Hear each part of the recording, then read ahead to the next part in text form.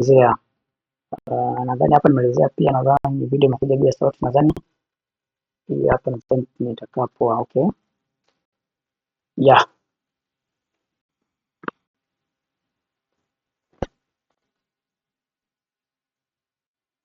Naona mtandao kidogo hapo, sawa.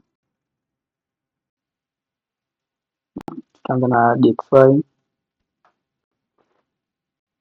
Naona pia session inakuja kuchanganya sasa hivi. Alright, kama DXY mnavyoiona hapo, tuna hope DXY iweze kuendelea kupump kwenda juu, kwa sababu tunaweza kuona kama hapo unaweza kuona kama ilitengeneza induce. Baada ya kutengeneza induce hapa this area, baada ya kutengeneza induce iliweza kurudi baada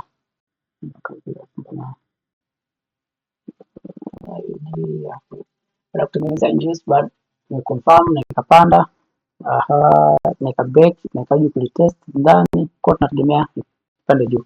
Right, hivyo tu. JPY hii pia katika nanili, katika nadhani ilikuwa tarehe 13 tulikuwa tunasubiria, na jinsi tunavyokuja hapa naona kidogo inatia amani, lakini tukiangalia setup bado ni downtrend na retracement after nirudi, lakini kwa zoezi jinsi tunavyorudi narudi kwa very powerful, naona. Kwa hivyo ni kwa tu makini.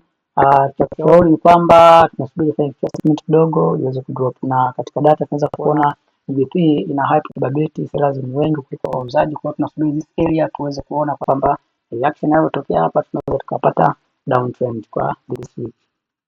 Kwa hiyo nadhani ndio hivyo. Kwa katika hii GBP JPY tunasubiri kidogo tuone itakuwa vipi. Nadhani na muda unakaribia, na session inaanza na muda kuchanganya. Alright.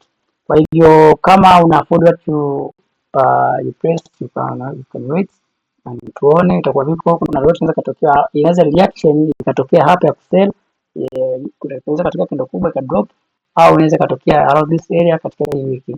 Kwa hiyo inawezekana, lakini kama kawaida tunavyojua katika structure hizi zinavyokuwa kutokana na hizi candles zilivyo, nashauri kama unaweza ku cancel mapema unaweza ku cancel, lakini kama una afford what you press then you can wait. Chochote kinaweza kutokea, kuna data ya sellers ni wengi sana kuliko buyers. Kwa hivyo katika point kama hizi hapa, kwa hiyo kuna high probability ngome katika drop. Right? Yeah. Kwa hiyo ndio hivyo. Kwa hiyo ndio hivyo. Kama vipi unaweza kusubiri na test kidogo, una cancel, unasikilizia session ipite, alafu tutaangalia session nyingine, nitatoa video nyingine kuangalia je tutabuy, tutaendelea kubuy, tutaendelea kusell, tutaelezea. Okay, katika hiyo search nadhani tunasubiria around this area. Kwa sababu gani? Market bado ni uptrend. Tukiangalia backing structure, this is the discount, this is the premium, imeingia katika discount then na pump. Nadhani ile setup yetu tulishindwa, lakini target ilikuwa ni ile ile, na nilitoa idea kwamba kama kuna mtu alikuwa na sell kuanzia hapa and sell mpaka around this area, kama mnakumbuka. Okay, na price inazidi kupanda juu. Right, baada ya hapo price tunaisubiria hapa ifanye reaction, tuone itafanya reaction gani, kwa sababu gani ime break of structure down, and then nakuja katika premium zone, tunaangalia how it react, kama itaweza kudrop au itaendelea kupanda, na buy yetu it's okay. Lakini big picture inaonyesha kwamba imefanya breaking structure down na then nafanya retracement. Tunaangalia sasa how it react, kama itaendelea kusell, na kama ikireact vizuri hapa basi area it's finished, inaenda kufa. Kama ikishindwa basi tunaendelea kutafuta another structure ya buy. This area tunasubiri hapa ni 78 to 100. Tusubiri hapo. GBP Euro JPY pia nilifanya adjustment, nilifanya rises jana, lakini sipata muda kuweza kunanili. Okay, nilikuwa nasubiria this area iweze kupump kupanda juu, lakini ndio hivyo kama mnavyoona. Tukiweza kupata time na tukiweza kurudi kwenye marketing, pips kama nadhani 6-9 hapa tunaweza kumiss. Okay, tunasubiria session iishe then tuangalie wapi tunaingia. Katika hii nanili yangu hapa nilishauri kwamba Euro USD tunaona kabisa kule yule jamaa DeFi anapanda juu, what probability ingome ikasema. Kwa hiyo nimeprefer this area tusubiria around this area and then tuweze kufanyeje, tuweze kuseli. Alright, tunasubiri this area ile ambayo tulikuwa tumeweka hapa hivi. Nadhani nilicancel kwenye video nyingine nilituma kidogo na haina sauti, kwa hiyo nilikuwa nishaelezea hapa. Nadhani tazituma zote video, nitaziupload zote hapo. Nadhani haina sauti, sidhani kama itafaa. Tusubiri hapa sasa tuweze kudrop nayo around this area yeah, kwa sababu USD kule tunaona buy, kwa kama na buy bila investment kwa hapo a drop yeah, kwa sababu naona tumeingilia hapa, ilikuja ikapanda then ikashuka then ikaja ikapanda tena ikashuka, kwa hiyo hopefully inaenda chini. USD kama kawaida ile na buy, nadhani imetengeneza rejection katika hii area.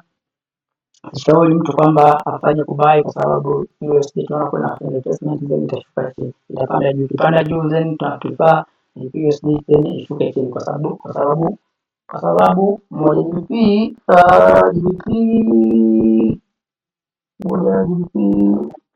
USD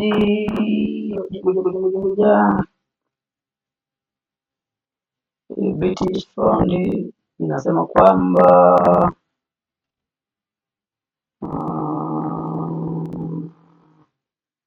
tusubirie, maana kwamba hata GBP yenyewe ina high pressure kusell na USD inapanda kwenda na sell. Kwa hiyo hii bado tunaweza kufikiria nadhani toka tarehe 13 mpaka 13 tumeweka, ngoja kufikiria tarehe ngapi, tarehe 23. Okay, yes, kama hivyo.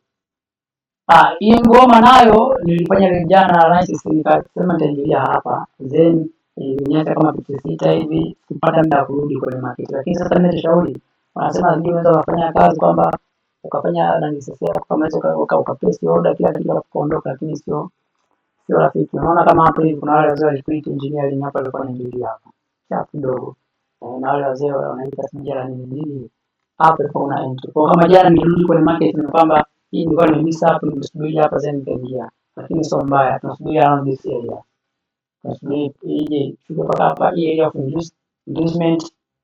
Ikipiga hapa ikarudi na react, yani ukiona tumereact hapa nikia tunasubiri kidogo tunaingia, na lakini ngoja tusubiriaje mimi hapa kama tumepiga right, subiri confirmation time inakuwa haipo. Kwa hiyo mimi na aminia around this area ya pips ni 30. Kwa hivyo nadhani mimi inatosha.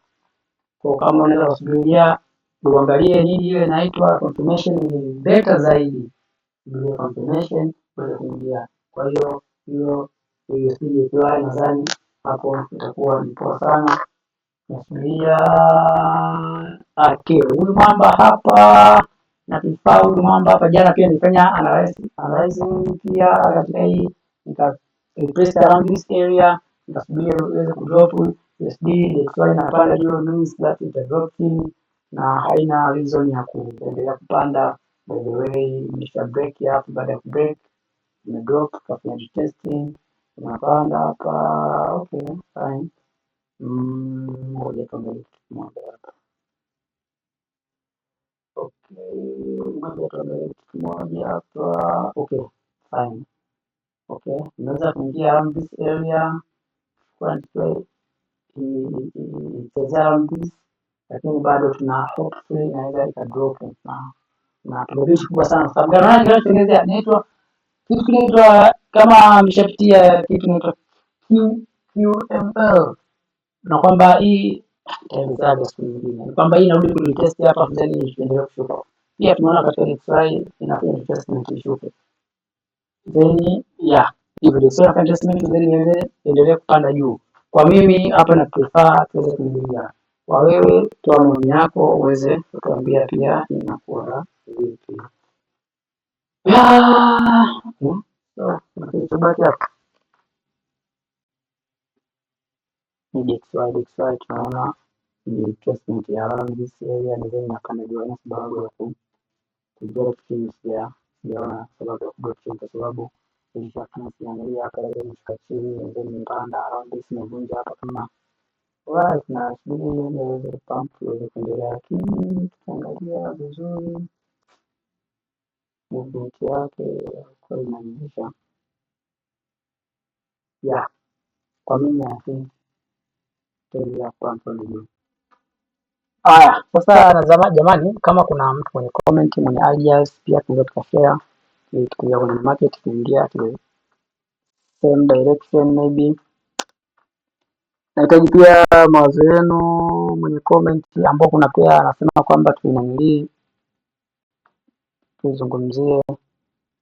Okay, it's okay. Nadhani kwa mimi hapo tusubirie, naona ngoma imeshafunda imeshafika, in time can happen. Okay.